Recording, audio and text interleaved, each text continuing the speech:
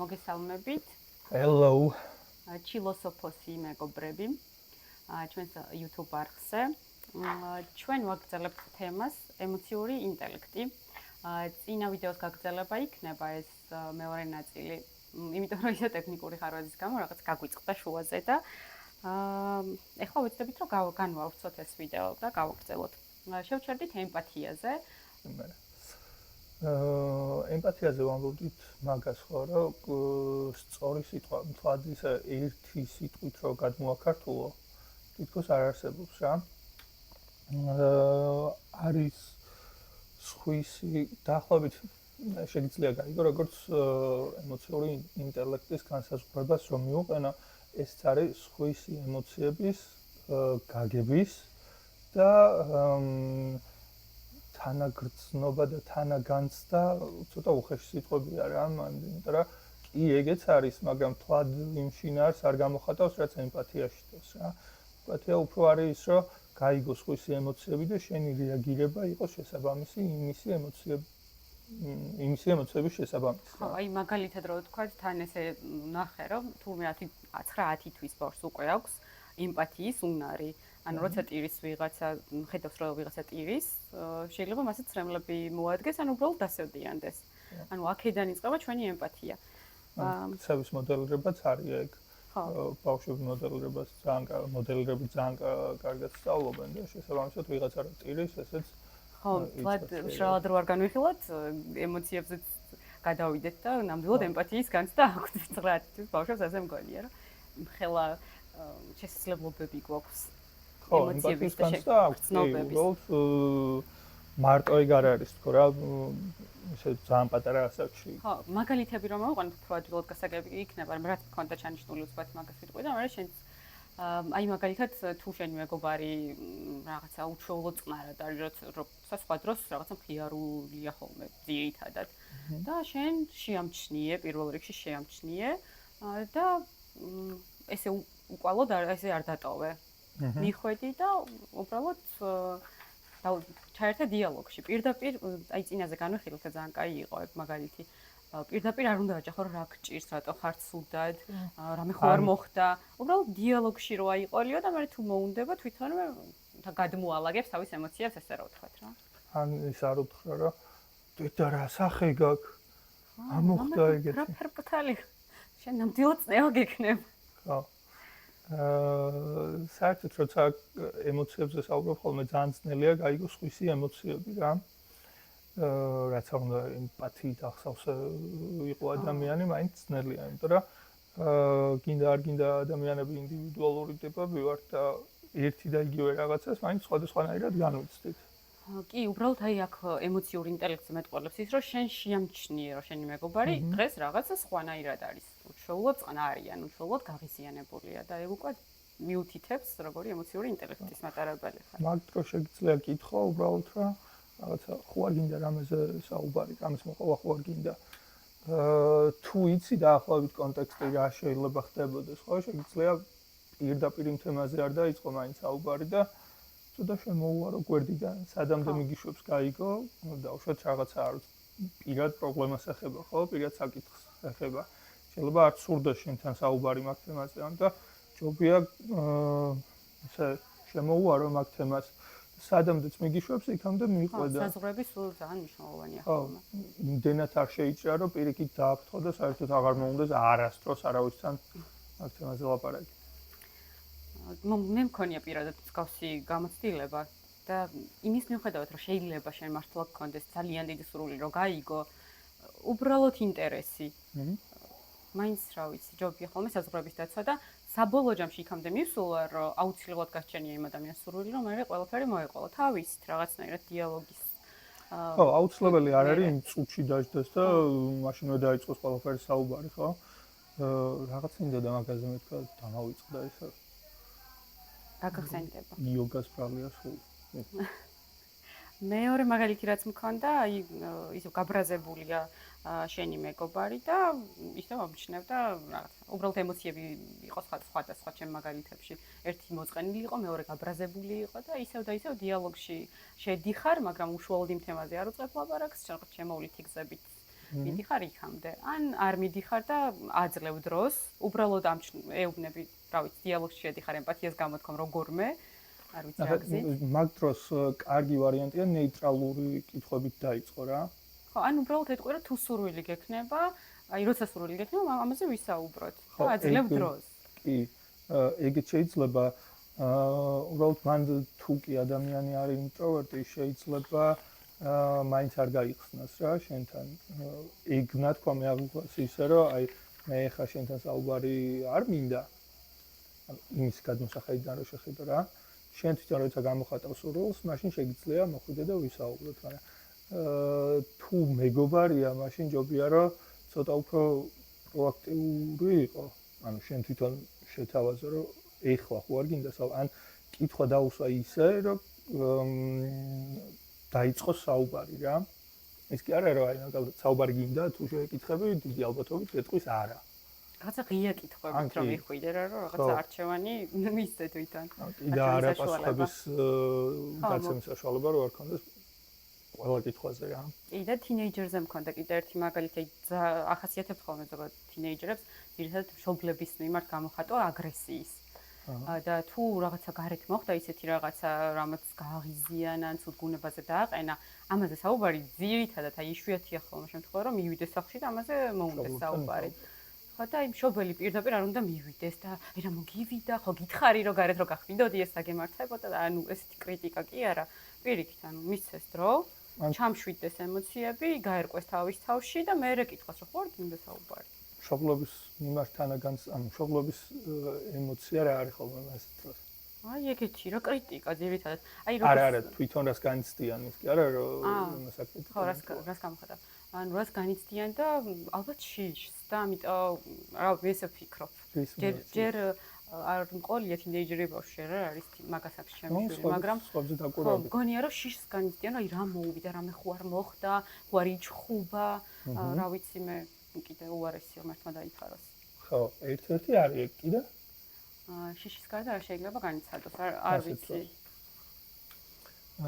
ეხლა ვერ მოდის უცბად.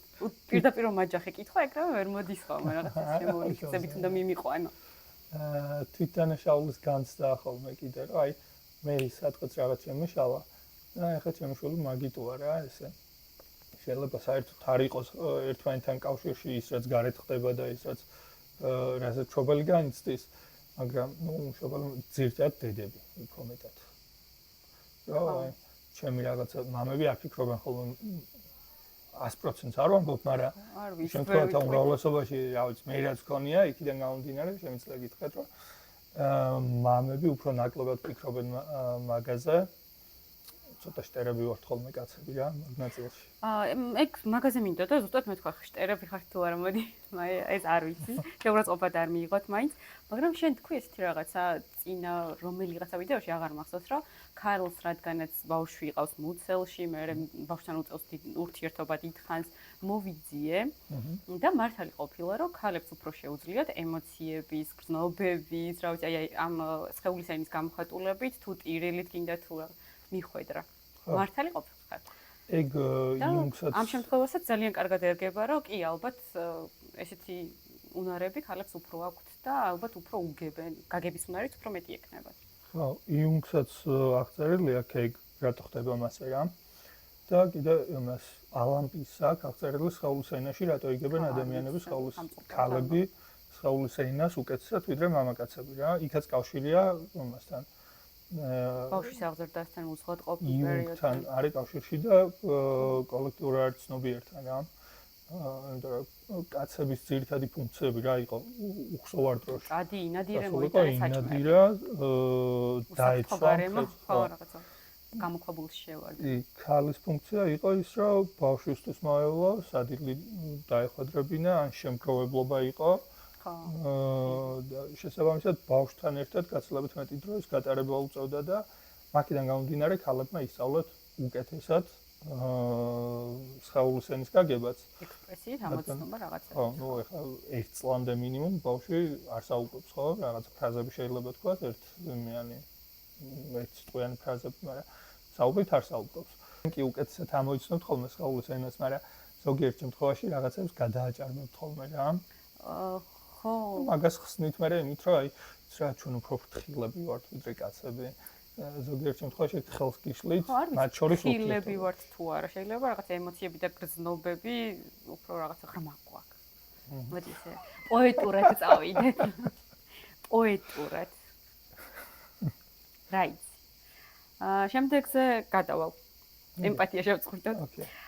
სოციალური უნარები, ურთიერთობების მართვა. ურთიერთობები. რავი, იგივე მეგობრების გაჩენა, იგივე სამსახურში ურთიერთობები, ოჯახში ურთიერთობებიც კი არის სოციალური უნარები. ამის დამყარება. ამის დამყარებაში თუ კი ემოციური ინტელექტი განვითარებული გაქვს ადამიანს, ეგ გეხმარება იმაში, რომ ეს სოციალური ურთიერთობები სწორად წარმართო რა, მაგალითად ის რომ შენთვის ბევრი სტრესული სიტუაცია იქნება სახლში, სამსახურში, ყველგან რა, ნებისმიერ გარემოში, სადაც არ უნდა იყო პოზიტიურიც იქნება, მაგრამ სტრესული სიტუაციებიც ბევრი იქნება, ხო? მაგ სტრესულ სიტუაციებში გამკლავებაში გეხმარება ემოციური ინტელექტი, იმის გამო რომ აი მაგალითად ჩემო მეგობარმა რაღაცა მითხრა და მოდი ახლა თავს დავახურავ ყველაფერს, ან არ ვიცი, სამსახურში უფროსმა ჩემო ხელმძღვანელმა რაღაცა შენიშნა მომცა და მოდი ახლა საერთოდ წავალ სამსახურიდან, არის ხოლმე როგორც წესი არასწორი გამოსავალი.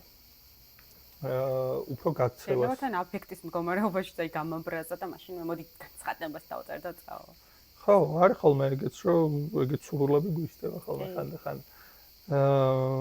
მაგრამ თუ კი რაღაცა ისეთი დიადი მიზანი რო ავიღოთ რა, თუ კი ყველა ადამიანი იფიქრებს იმაზე რომ აი შენი ერთი ნათქვამითაც კი შეიძლება მთელი დღე გაუფუჭო ვიღაცა ადამიანს, ხო? დიახ.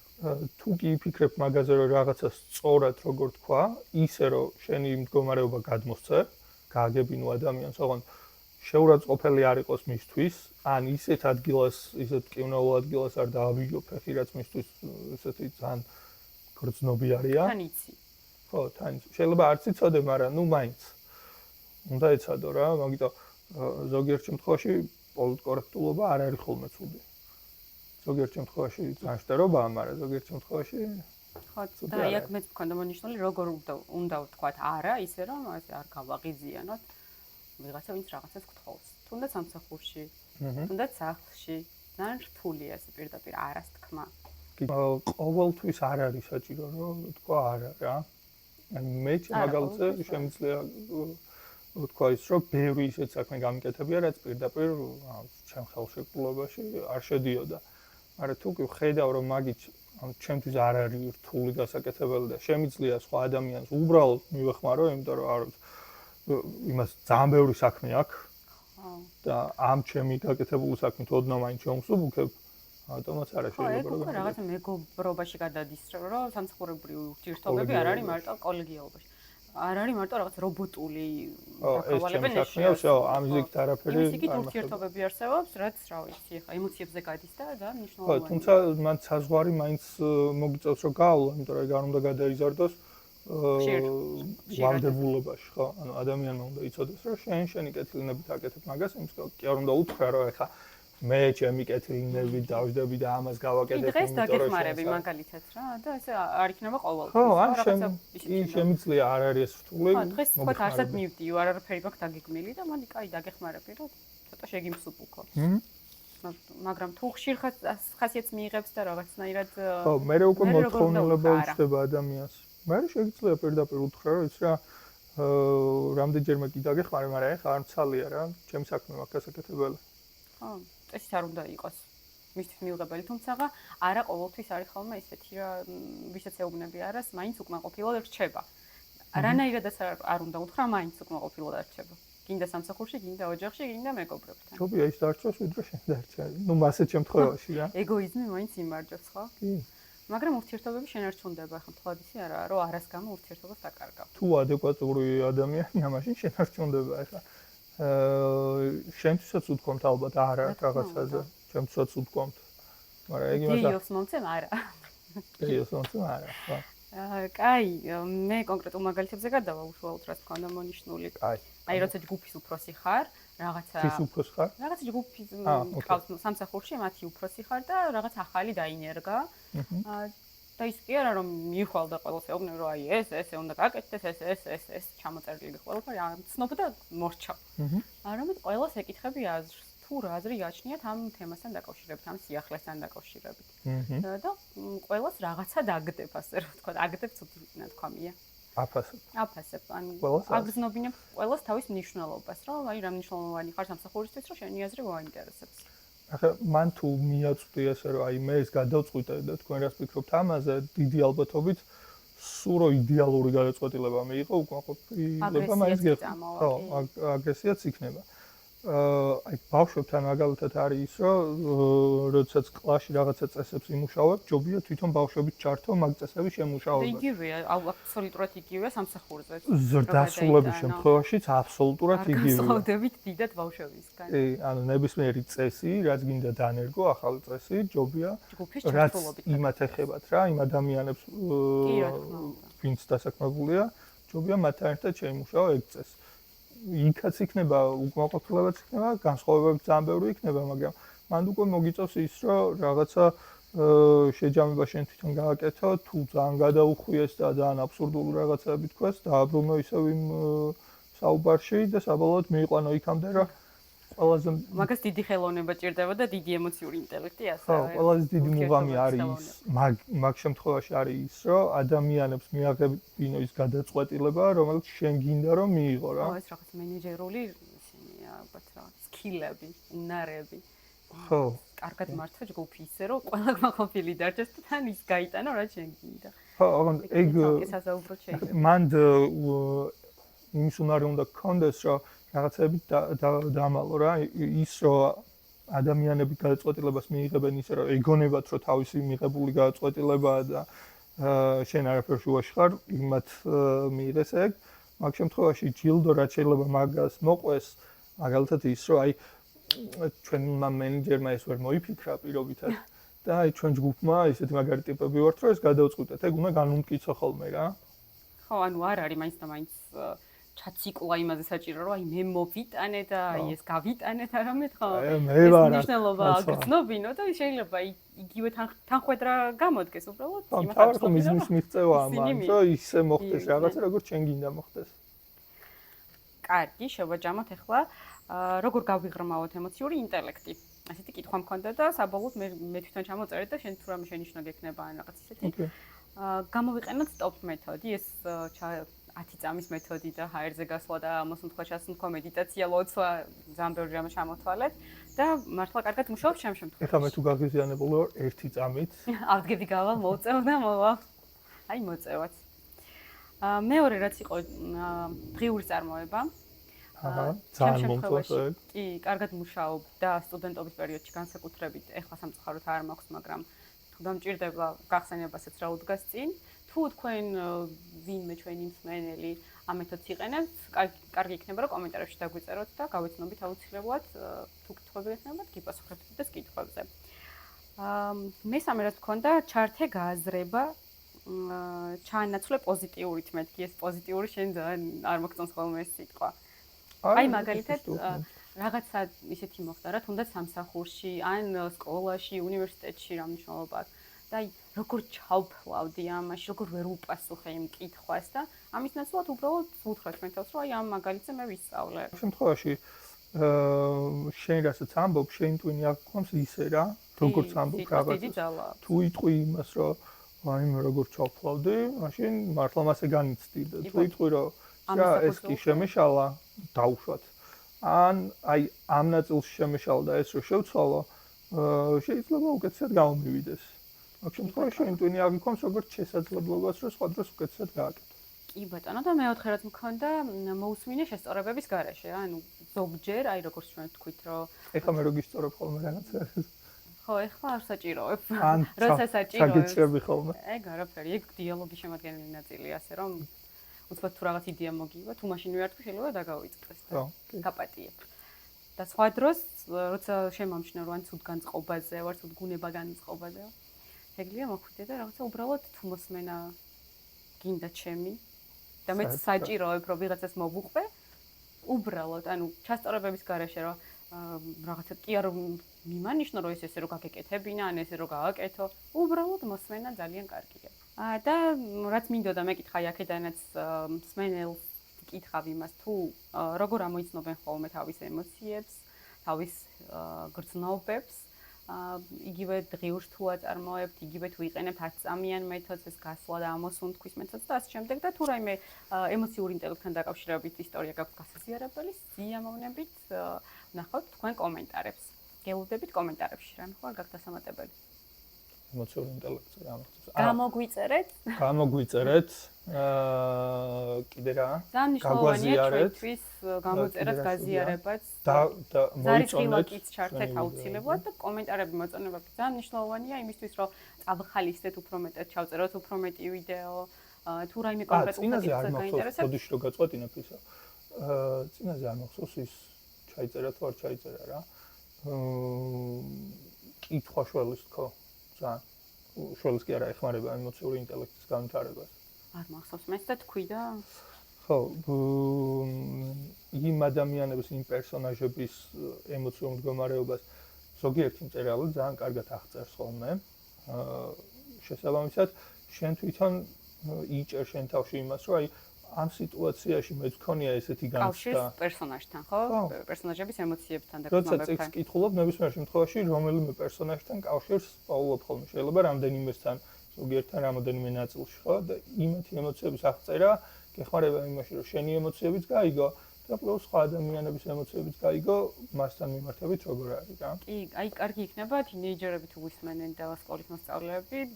მე პირადად ძალიან მადგებოდა ხოლმე სკოლის აი ზაფხული ხო ესე იყო რომ წიგნები უნდა დაგველაგებინა და უნდა წაგვეკითხა და ზოგჯერ ხა რომ ხედავდი ამდენ წიგნს შეიძლება შეგშინებოდა რომ ამდენს როგორ წავიკითხავ, აი მე 500 ფურცლიანს როგორ წავიკითხავ, მაგრამ ძალიან შევდიოდი ხოლმე მე როცა ვიწყებდი თავარია დაწყება.